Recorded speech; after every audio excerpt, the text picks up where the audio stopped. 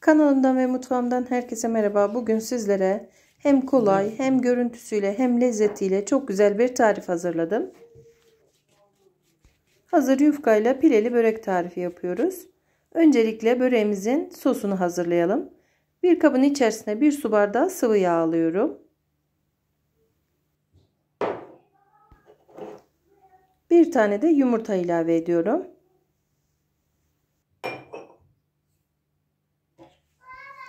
Yumurtayı şöyle biraz çırptıktan sonra içerisine 1 şişe de sade soda ekliyorum. Böreğimizin sosu bu şekilde hazırlanıyor. Sodayı da ekledikten sonra iyice çırpalım ve sosumuzu hazırlayalım.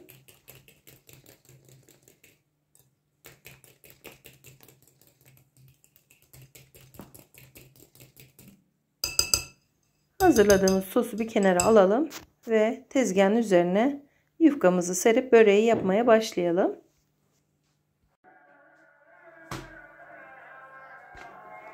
Bir tane hazır yufkayı bu şekilde tezgaha seriyorum.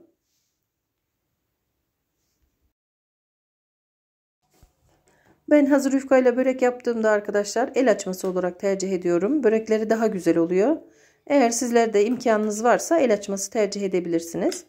Şimdi yufkamızın üzerine hazırladığımız sostan her tarafına gelecek şekilde döküyorum.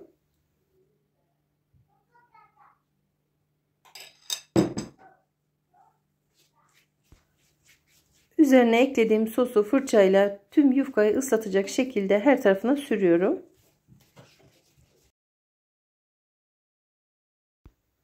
Yufkamızı her tarafına bolca sürdükten sonra şimdi yufkayı keseceğim ve şekil vereceğim. Böreğimizin dışı çıtır çıtır, içi yumuşak, lezzetli bir börek oluyor arkadaşlar. Yufkayı sosladıktan sonra arkadaşlar şeritler halinde yufkamızı kestim.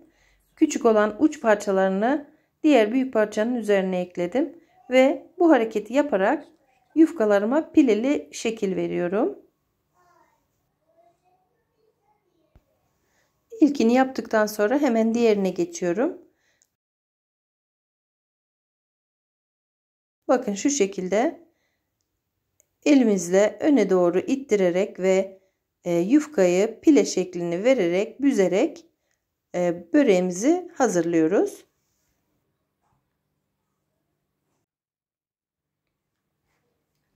Yufkamızı öne doğru ittiriyoruz bir ucundan, diğer ucunu da parmağımızla büzüştürerek pileli şekil vermiş oluyoruz.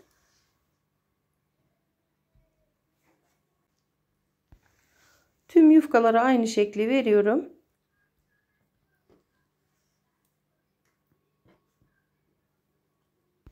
Şimdi böreğimin iç malzemesini ekleyeceğim. Ben iç malzeme olarak peynir kullandım arkadaşlar. İsterseniz patates, kıyma gibi istediğiniz iç harcı kullanabilirsiniz. Ben beyaz peynir kullanıyorum. Yeteri kadar pileli kısmın üzerine peynir ekliyorum.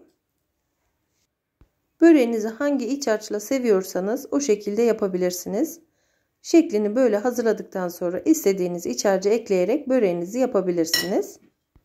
Şimdi yufkaların bu kalan kısımlarını peynirin üzerine kapatıyorum ve bu uçlarını da alta doğru katlıyorum ve böreğimizi bu şekilde ters çeviriyorum ve şekli muhteşem oluyor gördüğünüz gibi. Nasıl kapattığım anlaşılması için şöyle yakından da göstereyim sizlere. Yufkanın uçta kalan kısmını peynirlerin üzerine kapatıyoruz ve diğer uçlarını da içe doğru katlayıp ters çeviriyoruz. Bakın. Yapılışı oldukça kolay arkadaşlar. Şekli şahane, harika bir börek. Sizler de yapabilirsiniz. Böreklerimizin hepsini hazırladıktan sonra tepsiye dizeceğim.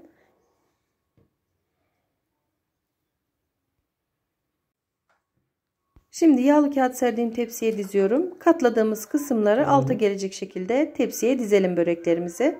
Bakın bu şekilde. Pileli kısmı üste gelecek. Katladığımız kısımlar alta gelecek. Pişerken açılma olmaması için. Böreklerimin hepsini aynı şekilde hazırladım ve tepsiye dizdim. Görüntüsü gördüğünüz gibi çok güzel. Şimdiden harika görünüyor. Kalan böreğimizin sosundan da böreklerin üzerine fırçayla sürüyorum. Bolca sürelim arkadaşlar. Böreğimizin üzerine sosunu da sürdükten sonra çörek otu ekliyorum. Bu şekilde pişireceğim. Sizler de çörek otu, susam kullanarak pişirebilirsiniz. Şimdi önceden ısıttığım alt üst ayar 180 derece fırında pişirmeye gönderiyorum. Böreğimiz pişti arkadaşlar. Fırından aldım. Gerçekten çok güzel kokular yayıldı etrafa. Görüntüsü çok güzel, gördüğünüz gibi. Şöyle altını üstünü de sizlere yakından göstermek istiyorum böreğimizi. Gerçekten çok güzel oldu. Misafirleriniz için, kahvaltı sofralarınız için gönül rahatlığıyla bu böreği yapabilirsiniz. Bu şekilde hazırlayıp pişirmeden buzluğa da atabilirsiniz arkadaşlar. Sonra buzluktan çıkarıp pişirdiğinizde de yine aynı şekilde olacaktır. Şöyle keserek içini de göstermek istiyorum sizlere.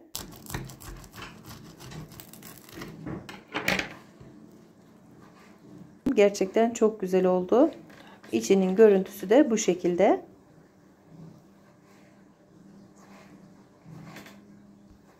Böreğimiz porsiyonluk bir börek olduğu için servis etmesi de oldukça kolay arkadaşlar.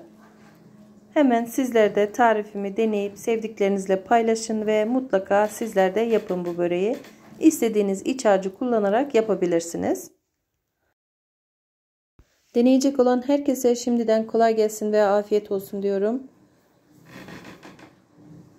Videolarımı izledikten sonra ve tariflerimi denedikten sonra beğeni ve yorum bırakmayı unutmayın lütfen. Yeni tariflerde tekrar görüşmek üzere. Hoşça kalın. Allah'a emanet olun.